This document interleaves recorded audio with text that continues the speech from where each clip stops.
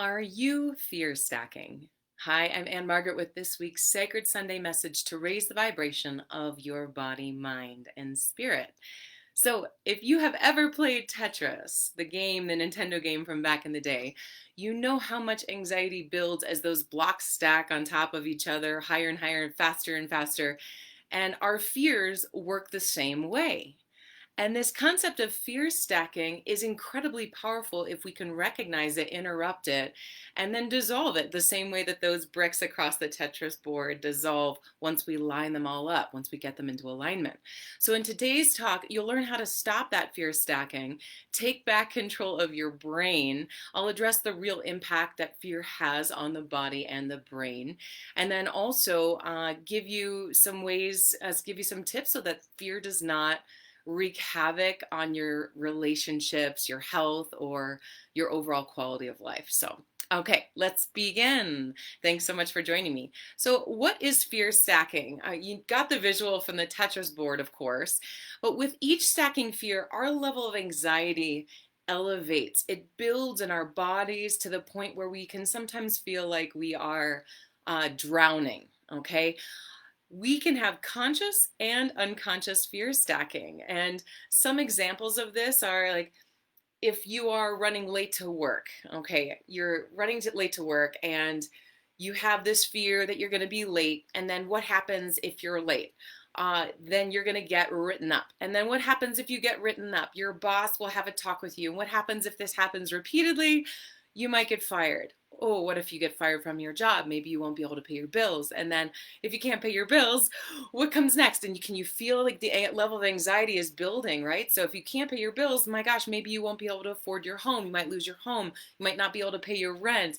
You might be thrown off. Okay, what if people might have to house you then? You might overstay your welcome. Can you hear all of the stacking that we do? And you may not be conscious of all of it, but with this fear stacking and the way that it impacts our present moment is it hijacks the present moment reality, which is just simply you are running late to work, and infuses all of this fight or flight survival hormones and chemicals in your brain that make you feel like you're gonna die. Like, what will happen if you're late to work? It feels like you might die.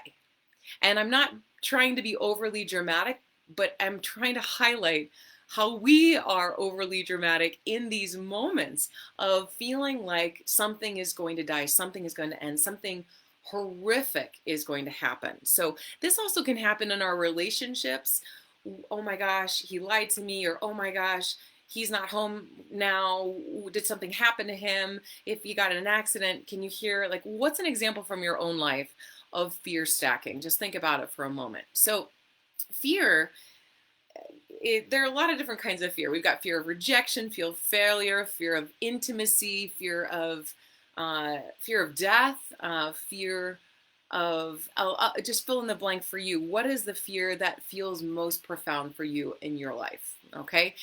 And fear, I mean, there's nothing wrong with fear. It's that now fear has gone from an instinct, something that we need in order to physically survive, to a daily moment to moment obsession that's really wreaking havoc on our lives.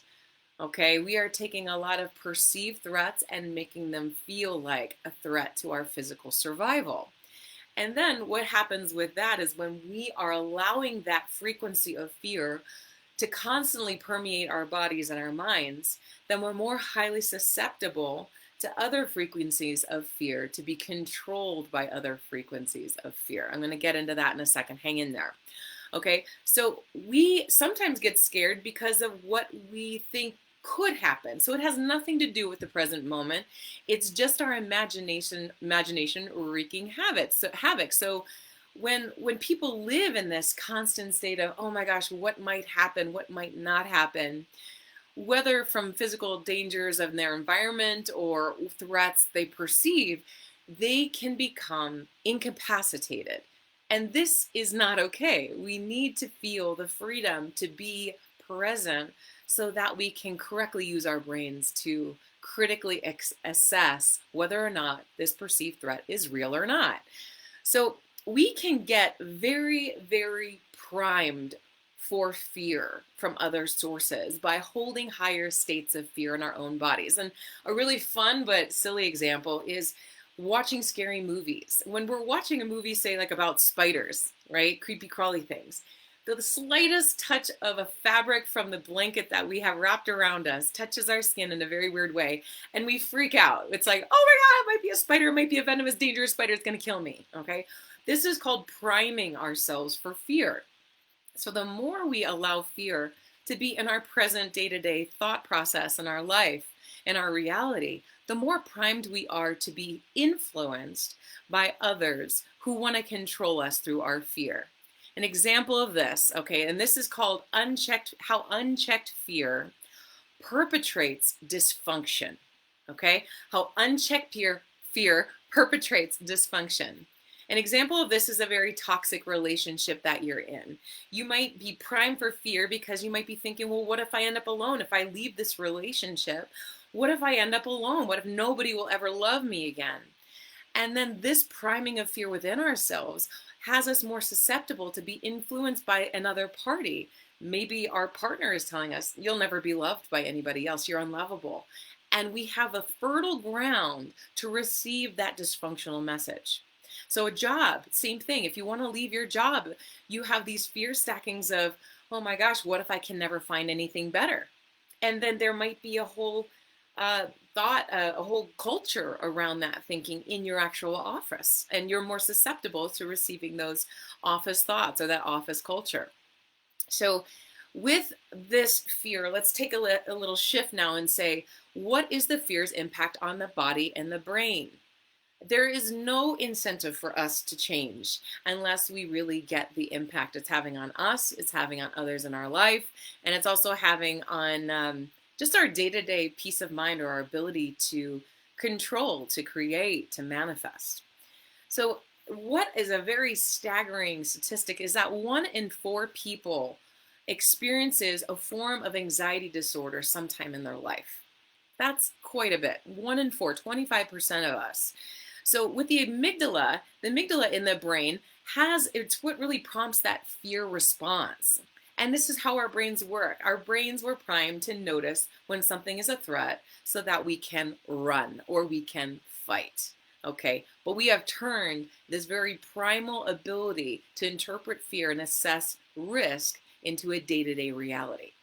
So we get a highly aroused state when we are in a fearful state. And sometimes this can be pleasurable for people who love scary movies, who love haunted houses.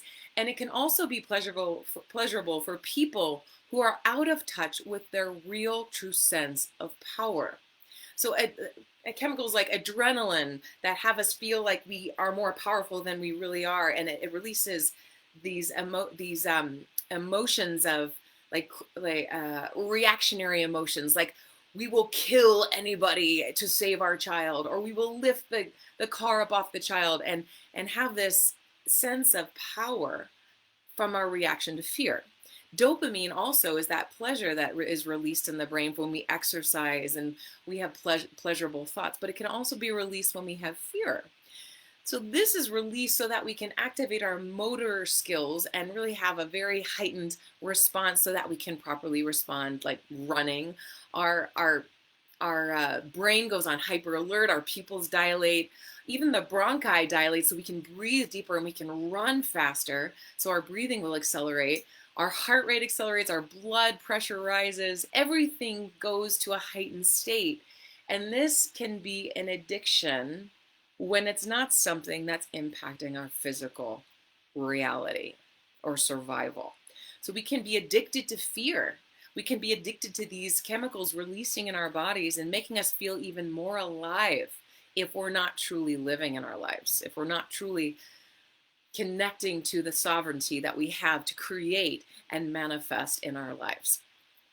So the fear's impact on the critical mind, and we know that it wreaks havoc on the body. Obviously, I'll get into that in a second. But how I found this fascinating when I was doing my research, that fear impacts our ability to critically think.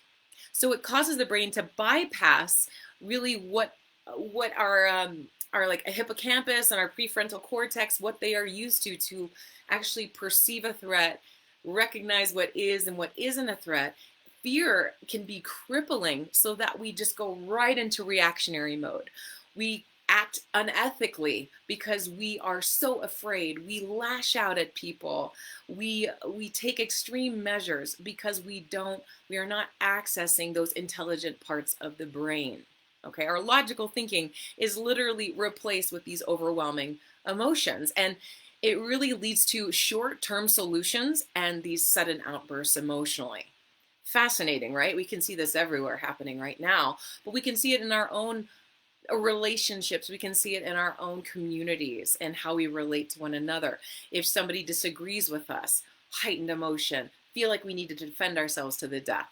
So how do we dissolve the fear? Okay, this is very, very critical, like that game of Tetris. How do we dissolve those rows so that we can stay peaceful, focused, and intentional with how the energy we want to cultivate in our own bodies, what we want to keep in our bodies, rather than living in this extreme state of fear. So what we must do is stay present.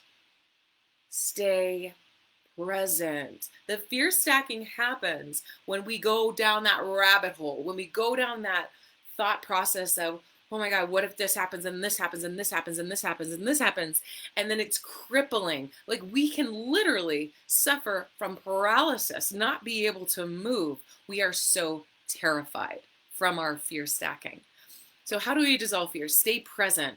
These imagined fears cause paralysis. So being scared about all the bad things that may or may not happen in the future, they cause you to stop taking action. And then you can't even figure out what you can and can't control. One of the exits out of fear is to see what I can control about this situation, what I can't control about this situation. When you realize this is what we're going through as a population in quarantine, we feel a little bit more controlled in our own environment.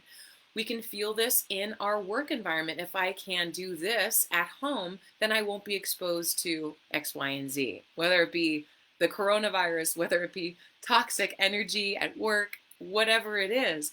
But what we can and can't control very much dictates our inner reality and our life inside. So why is this important? Fear dictates that action or inaction, and it dictates it from a conscious or an unconscious place. So this is critical to remember too, when we have a fear, it usually comes from something we've already learned. You know, it can be instinctual, of course. We have that instinct, that God-given instinct of fight or flight. But we also can learn fear. Like if somebody hurts us in a romantic relationship, we learn, oh, I can never trust men again. That's a belief that we start drawing in our minds, and those synapses release, and the synapses of you can't trust men wire together with the fear and the emotion around that and the grief around that. And then it becomes stronger and stronger as a belief system. And that belief shapes our reality. So a fear can be learned, but it can also be very helpful because you need to distinguish who you can put your trust into and who you can't, right? Or if you're attacked by a vicious dog, you'll have an awareness to be a little bit more mindful when you are presented with something similar or similar threat. But the third way we can have fear is if it's taught, if it's suggested. And this comes from the very early parts of our childhood development. We adopt our parents' fear, our society's fear, our religious fear, all of the different, our financial fear, our financial well-being fear. We learn fear. And we can also be taught fear subconsciously. So we can have subconscious messages, and we see them all over the place in advertising. Let us know that we are not enough and we need to buy this in order to be, and then the fear of it being not enough comes up. Or we can be controlled by the fear on our mainstream media and the news outlets. Be afraid of everything, breaking news every 5 seconds. So we can be taught fear. We need to be mindful of that. So just to wrap up to the origin, we have to remember, as this is coming up, is this coming from love? Or is this coming from fear? Either way, we'll know how to direct the course of our next action, okay? You guys keep that in mind, okay? Be very, very mindful. Are you fear stacking? Keep raising your vibration, and listen, is it love or is it coming from fear? Thanks so much for joining me.